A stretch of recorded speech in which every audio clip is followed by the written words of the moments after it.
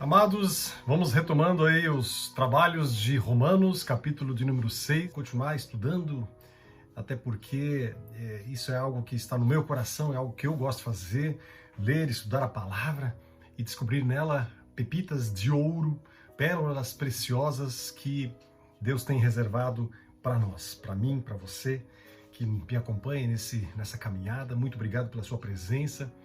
Eu oro para que realmente o Senhor esteja guardando, protegendo, abençoando a sua vida, de tal maneira que tudo aquilo que nós estivermos fazendo aqui seja realmente para a honra e glória do nome dele, do Senhor Jesus Cristo.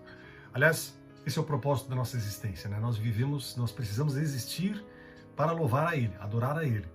Nós, na verdade, fomos criados para isso. O ser humano que não faz isso, que não procura adorá-lo, na verdade, ele está fora do propósito. E você sabe, eu sei, tudo aquilo que está fora do propósito, tudo aquilo que não está dentro do seu esquadro, tudo aquilo que caminha de uma maneira equivocada, caminha com problema, lá na frente problemas surgirão, se não antes, mas mais tarde, alguma coisa não irá bem. Esse não é o objetivo nosso, né, amados? Nós queremos sim crescer no conhecimento e na graça de nosso Senhor Jesus, por isso nós estamos aqui. Então vamos orar juntos e clamar e buscar essa presença poderosa. Pai querido, muito obrigado porque Tu tens reservado para nós coisas tão preciosas. A Tua palavra ela é preciosa, a Tua presença é preciosa, o Teu Espírito, o Teu Filho amado, Filho Jesus Cristo que morreu na cruz. Meu Deus, que coisa tremenda e poderosa, Pai, a gente poder saber disso e participar disso, Senhor, porque um dia Tu nos chamastes para andarmos e caminharmos junto contigo, Pai. Isso é um privilégio, é uma honra, algo, obviamente, que nós não temos mérito nenhum, mas por Tua imensa e poderosa graça, nós nos achegamos a Ti e podemos agora Te chamar, Pai. Sim, todo aquele que entregou a vida a Ti, todo aquele que Tu chamaste e entregou a sua vida para Ti, nós podemos agora chamar a Ti como nosso Pai, o Pai realmente que deseja caminhar conosco, que deseja estar conosco. E é por isso que nós estamos aqui, Senhor, estudando a palavra, porque Tu desejas estar conosco. Tu queres falar conosco. Eu sei disso. Abençoa esse momento, abençoa a vida de cada um que está junto comigo, buscando a Tua face, a Tua presença. Pai, nós queremos entrar na intimidade, na comunhão do Teu Espírito. Assim oramos, clamando, desejosos e implorando para que o Teu Espírito seja derramado aqui nesse lugar, nesse momento, em nome dele, Jesus Cristo. Amém e amém. Então, amados, vamos lá. Gente, vamos pegar a nossa palavra, a Bíblia, né? A Bíblia Sagrada, e vamos continuar a nossa leitura a partir do capítulo de número 6, né? Só uma pequena introdução daquilo que nós estávamos vendo até agora. Paulo terminou o capítulo de número 5 colocando algo muito especial. Ele disse assim, que onde abundou o pecado, superabundou a graça. Falamos um pouco sobre isso, né? Como é precioso sabermos que nele, em Cristo Jesus, nós temos abundância, superabundância de graça. Isso é maravilhoso porque, obviamente, nós não merecemos tanta graça, mas Deus ele deseja conceder isso para nós. E essa declaração, claro, de tudo aquilo que Paulo falou no capítulo anterior, 5, poderia ter sido muito mal interpretada, né, por alguns que, obviamente, buscavam viver numa liberdade para poder pecar, né?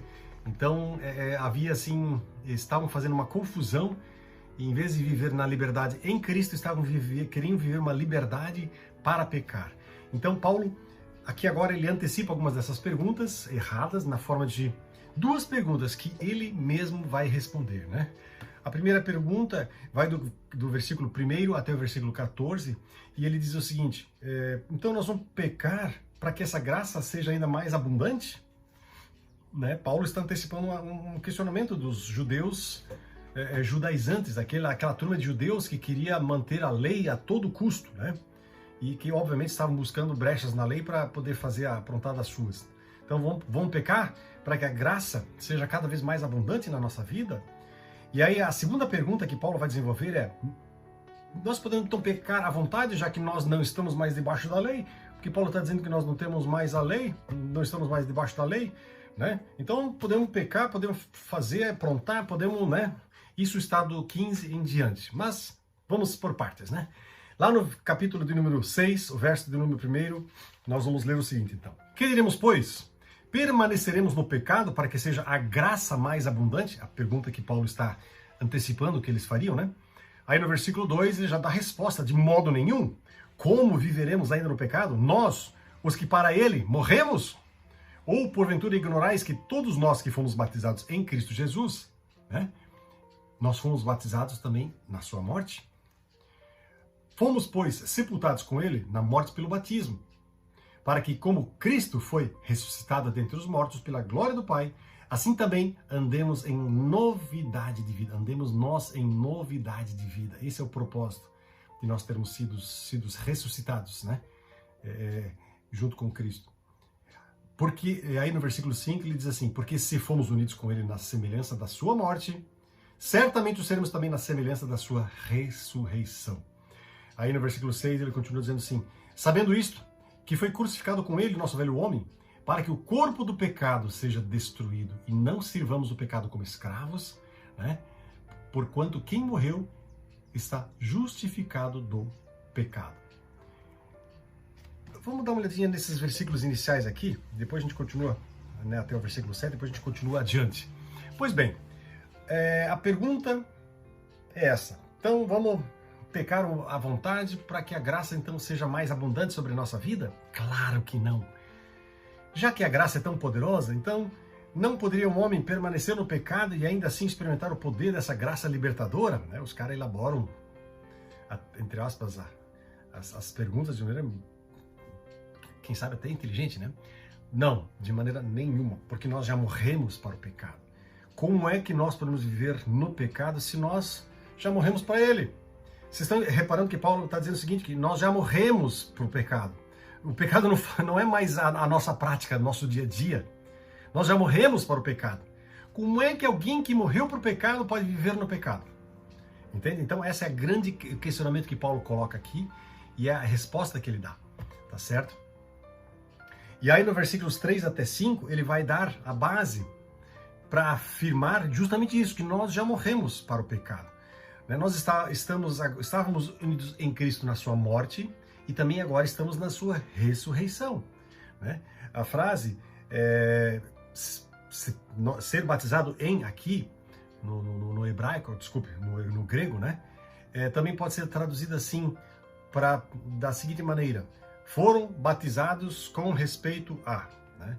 Ele é usado no sentido de ser batizado com respeito ao nome de alguém, ou seja, baseado no nome de alguém. Paulo aqui então aponta as implicações desse batismo no que se refere à maneira de viver dos romanos. Nós somos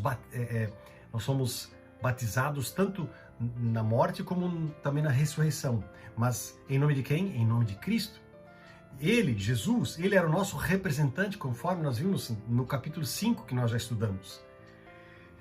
O que aconteceu com ele, ou seja, com Jesus, acontece conosco. Nós morremos e ressuscitamos com ele. E é por isso que Paulo vai dizer lá no versículo 4, por isso que nós andamos em novidade de vida, versículo de número 4, tá certo?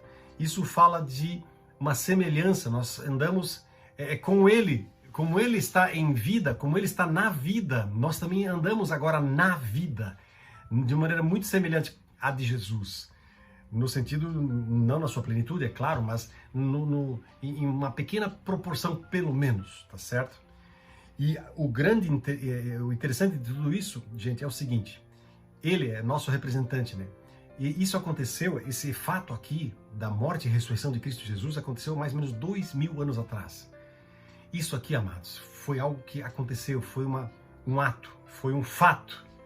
Isso não é algo que, vou experimentar isso para ver se é uma realidade. Não, Jesus já morreu, já ressuscitou. Isso é ponto consumado. Então, e aí eu tomo posse disso para mim, na minha vida ou não. Isso é uma opção que eu posso fazer, é claro, né? Baseado no chamado do Senhor. O batismo é uma expressão pública, inclusive, dessa verdade. Quando a gente fala em batismo, a gente fala de algo assim que a gente manifesta para outros. E aqui, ambos, tanto o batismo para a morte como o batismo para a ressurreição, apontam para algo que, obviamente, aqui nós temos uma transformação. Se antes havia morte, mas agora existe vida, antes havia crucificação, agora havia ressurreição, né? Isso, amados, só isso já é uma uma novidade de vida, já é algo novo, já é algo muito especial.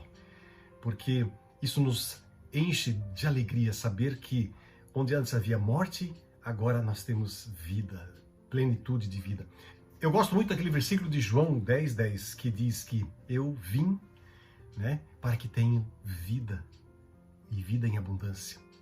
É por isso que Jesus Cristo morreu na cruz. Veja que ele fala isso, eu vim para que tenham vida e vida em abundância, antes dele morrer na cruz, né? E aqui, quando ele morre e ressuscita na cruz, ele na verdade ele traz a prova de que o que ele falou é verdade. Entende? Então, se um cara vai lá e diz algumas coisas antes, fala algumas coisas dessa natureza, e diz que ele vai ressuscitar, e ele realmente ressuscita, tudo ou mais que ele está falando, você pode crer também. E você pode crer sim naquilo que Jesus Cristo diz, porque quando ele ressuscita, ele prova por A mais B de que aquilo que ele falou é verdadeiro. Muito bem, de que maneira então a gente se apropria, né, dessa união com Cristo, para a gente poder vencer esse domínio do pecado em nós? Como é que nós podemos viver isso, né? Lá no versículo de número 6, nós lemos ainda, tem talvez já uma grande pista. Sabendo isto, ou seja, que foi crucificado com ele o nosso velho homem. Tá? E antes da justificação, havia o velho homem. Paulo gosta muito de usar essa expressão. E após a crucificação com Cristo, ou seja, depois que a gente morreu junto com Cristo, ali junto com ele na cruz, isso aqui é uma linguagem simbólica, obviamente, nós estávamos literalmente ali na cruz junto com ele, mas figuradamente nós, quando a gente entrega a vida para ele, a gente se coloca junto com ele lá na cruz, crucificado com ele. Ou seja, a partir daquele momento, você não serve mais o pecado como escravo. Por quê? O que o escravo faz? O que um cara que está morto pregado numa cruz, melhor dizendo, né? O que ele faz? Hein?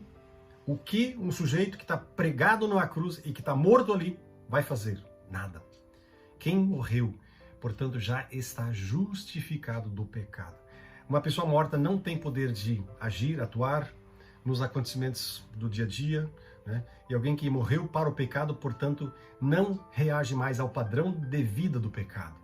Isso nós encontramos, inclusive, lá no versículo de número 10. E vamos continuar essa leitura aqui, então, a partir do versículo de número 8, né? Que nós fomos até o 7. Ora, se nós já morremos com Cristo, cremos também que com ele viveremos. Sabedores de que, havendo Cristo ressuscitado dentre os mortos, já não morre, e a morte já não tem domínio sobre ele. Pois, quanto a ter morrido, de uma vez para sempre morreu para o pecado. Mas quanto a viver, vive para Deus, e vive para sempre para Deus. Aí no versículo 11 ele diz assim, então, assim também vós considerai-vos mortos para o pecado, mas vivos para Deus em Cristo Jesus. Então, amados, ele, o Senhor Jesus, ele resolveu a questão do pecado lá na cruz de uma vez para sempre. Ele conquistou a morte. Quando ele ressuscita, ele está dando um chute na morte, dizendo assim que, morte, tu não tens mais poder.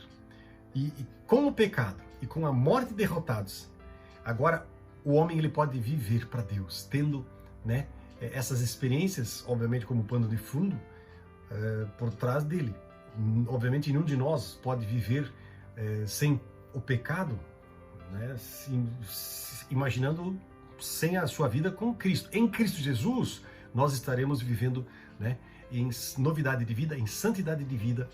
E como tenho colocado assim diversas vezes para vocês, nós não estamos mais agora sob o domínio do pecado. Quem entregou sua vida para Jesus está sob o domínio do Senhor dos Senhores e Rei dos Reis, vivendo a vida conquistada por Cristo Jesus lá na cruz. Vocês estão entendendo isso, amados? Então é fundamental esse passo, entregar a vida para Jesus, mas é uma entrega real, sincera. Eu vejo que muitas pessoas ficam questionando Deus, ficam questionando aquilo que estão vivendo, se isso realmente é assim mesmo, porque o pecado ainda faz parte do dia a dia da vida delas. Talvez a primeira pergunta que uma pessoa dessa tem que fazer é a seguinte: será que ela realmente entregou sua vida para Jesus? Será que ela não está vivendo um cristianismo de faz de conta, como se estivesse vivendo em meio a uma sociedade religiosa?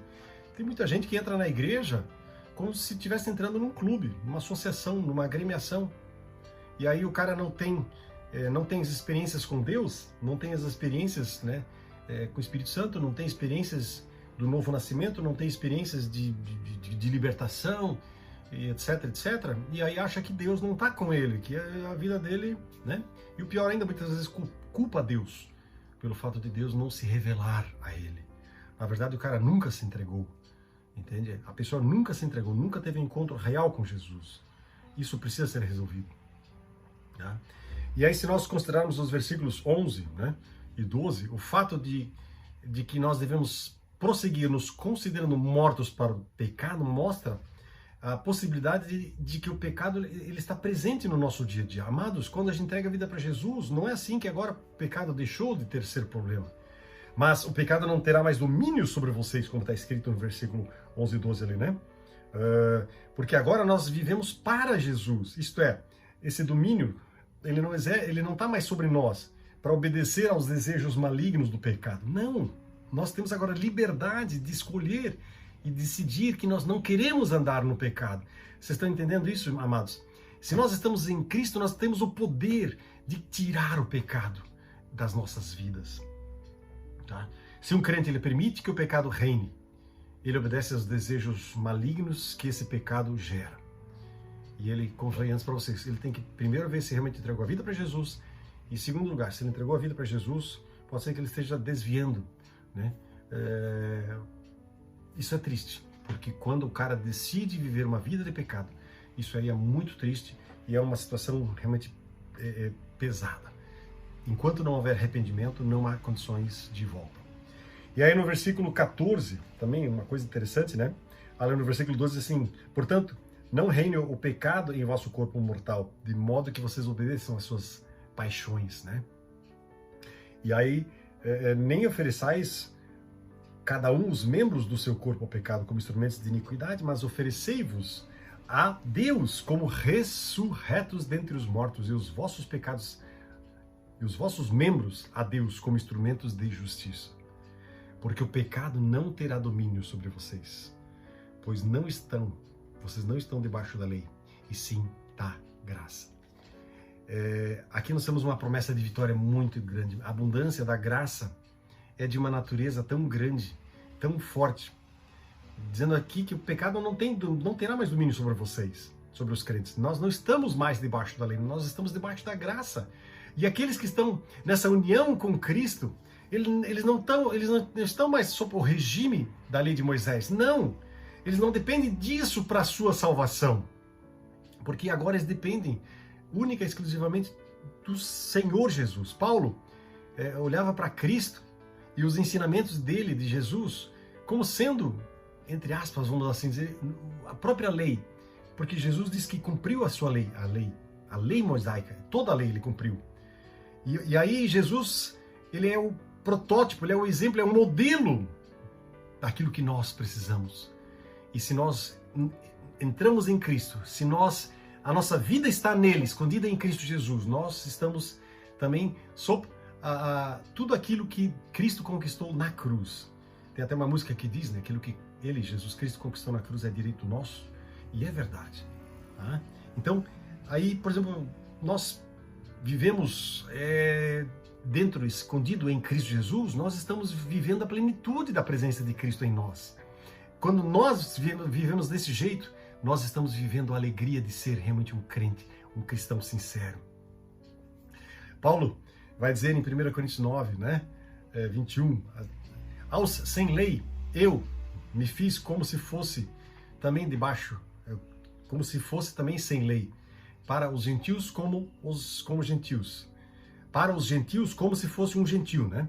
Não estando sem lei para com Deus, ou seja, ele está dizendo que eu não estou sem lei para com Deus, mas estou debaixo da lei de Cristo, para ganhar os que vivem fora do regime da lei, que seriam os gentios. Então, agora, dá para dizer assim que nós estamos sob um novo regime de lei, o regime da lei de Cristo. 1 Coríntios 9, versículo de número 21. Isso é tremendo, gente, isso é maravilhoso, isso é algo especial demais, quando a gente pode colocar a nossa vida nas mãos daquele que é, daquele que era e que há de ser. aquele que é eterno, aquele que tem condições de nos levar, nos carregar, nos conduzir e nos dar e encher o coração da alegria da sua presença. Meu amado, que isso seja a realidade do seu dia a dia, vivendo escondido em Cristo Jesus, né? Debaixo da lei de Cristo, não debaixo da lei, né, mosaica, da lei, da lei de Cristo. Amém? Vamos orar. Pai querido, obrigado, porque a gente pode saber que podemos estar debaixo dessa lei, a lei de Cristo, a lei que nos traz vida, libertação, alegria, restauração, cura. Obrigado porque Tu és um Deus que cura, que salva, que liberta, que enche o coração. E eu quero clamar, Senhor, em nome de Jesus, estenda agora a Tua mão sobre cada vida, sobre cada pessoa que está ouvindo, vendo, junto comigo orando, clamando e pedindo pela interferência do Senhor dos Senhores e Rei dos Reis. Vem, Pai, com poder e graça e manifesta a Tua glória e a Tua presença. Restaura, Senhor, restaura-nos e coloca-nos, ó Pai, no lugar em que nós precisamos estar. Colocamos nossas vidas nas Tuas poderosas mãos e clamamos e pedimos a Tua bênção em nome de Jesus. Amém e amém. Fique nessa paz maravilhosa de Cristo Jesus. Amém.